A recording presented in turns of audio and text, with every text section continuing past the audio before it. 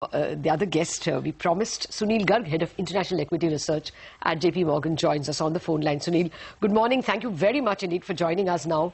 Well, what is the sense you are getting of both the international and the domestic factors impinging on India? Do you think this 11-12% that we have lost is largely because of global factors? What will you watch out for a turnaround or at least a stoppage of the hemorrhage? Okay.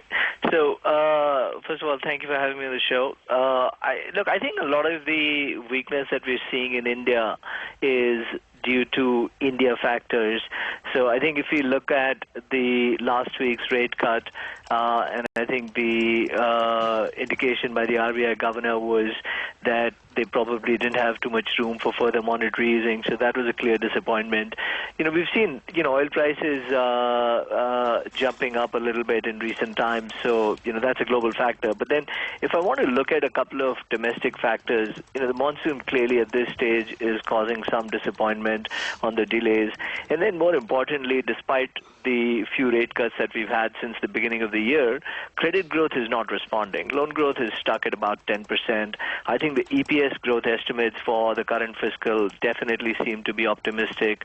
We've seen a second half analysts start to adjust their numbers downwards. So at this stage, the consensus EPS growth numbers of 19-20% definitely look a little bit optimistic. So I think if I look at the overall picture, there's definitely room for some more softness to continue, and also predominantly due to domestic factors. There are global factors at play as well, but I do think India-specific factors are weighing in.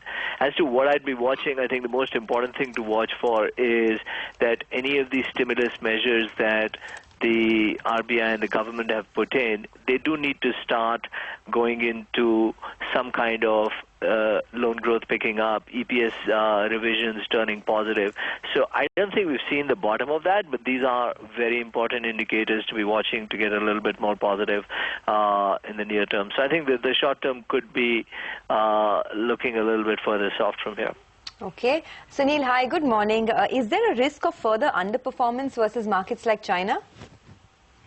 I think at the moment that would be the call. I think China is clearly getting driven by a easing of policy, which they've driven, and there's tremendous liquidity.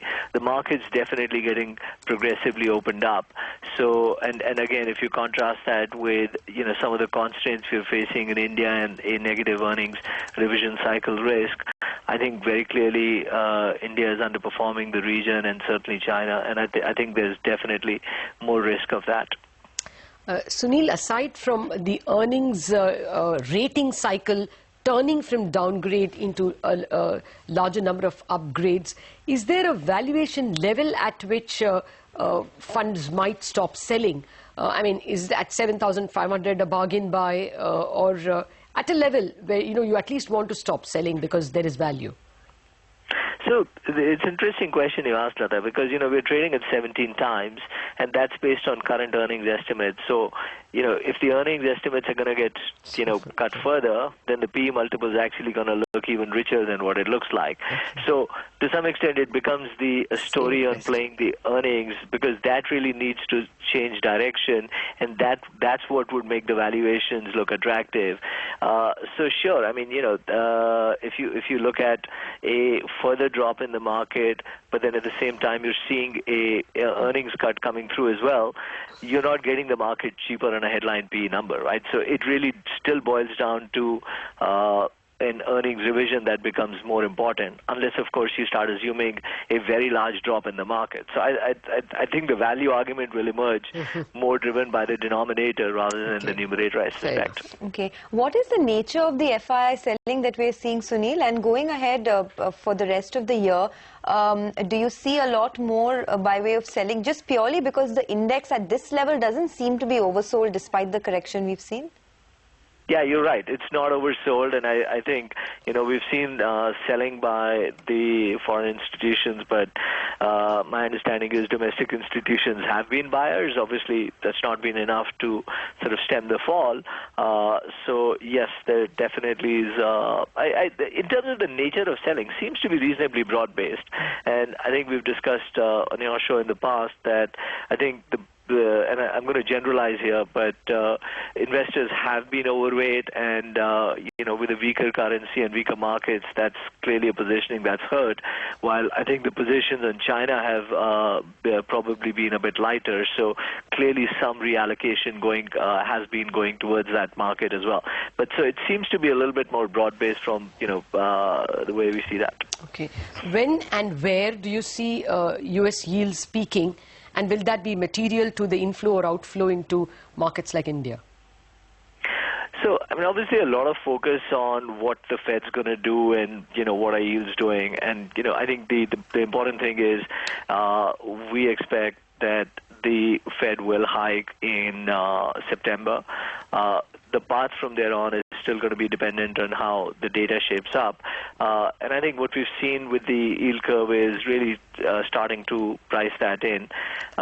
It's unlikely to be one big steep change. I think it is still going to be an evolutionary path as far as interest rates are concerned. I think it has caused obviously a lot of nervousness amongst emerging markets on what happens when the Fed raises.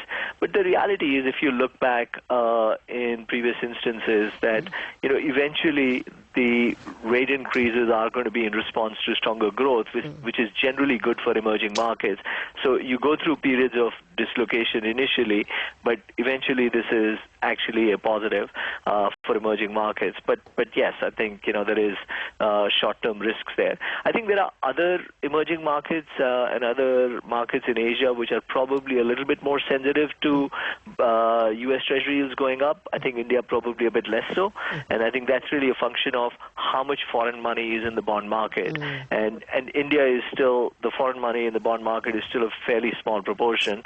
If you contrast that with Indonesia or Malaysia, where these numbers are 40 and 50% ownership by foreigners, that becomes a far more meaningful place to look for an impact. All right. Thanks a lot, Sunil Garg, for joining us with all that perspective and, of course, the view on India as well. We have to wait, watch closely for the earnings cycle.